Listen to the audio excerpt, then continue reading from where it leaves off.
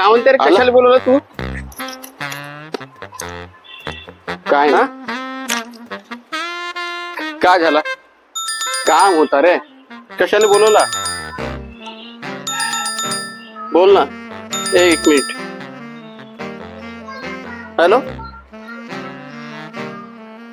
अरे वकील साहेब, तुम्ही मला शहाणपणा नको शिकवा, ठीक आहे? मला या वेळेस माझ्या बायकोकडून डिवॉर्स घ्यायचा आहे, म्हणजे घ्यायचा आहे. ठेवा फोन.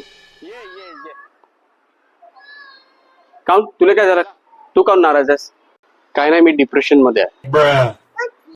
मनात नाही का असे विचार येतात. कोणते विचार? थांबतच नाही. कसले विचार? तू विचारताय म्हणून मी सांगतो, ठीक आहे?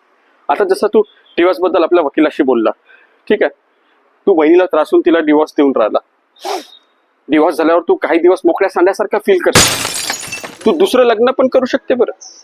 पण जर का तुम्ही दुसरं लग्न नाही केलं, तुझे खाण्याचे वांदे, कारण की स्वयंपाक तुला काही बनवता येत नाही, तुला सट्टा, जुगार, दारू यासारख्या वाईट सवयी लागतील.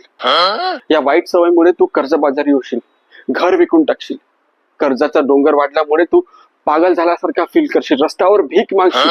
एक दिवस फुटपाथ वर झोपत असताना एखादा जोरात येऊन ट्रक तुला चिरडून चेंडून निघून जाईल, आणि दुसऱ्या दिवशी म्युन्सिपाल्टीची गाडी येऊन तुला एखाद्या गटर नाल्याजवळ नेऊन जाळून तुझ्या क्रियाक्रम करून. असे विचार माझ्या डोक्यात येत असतात.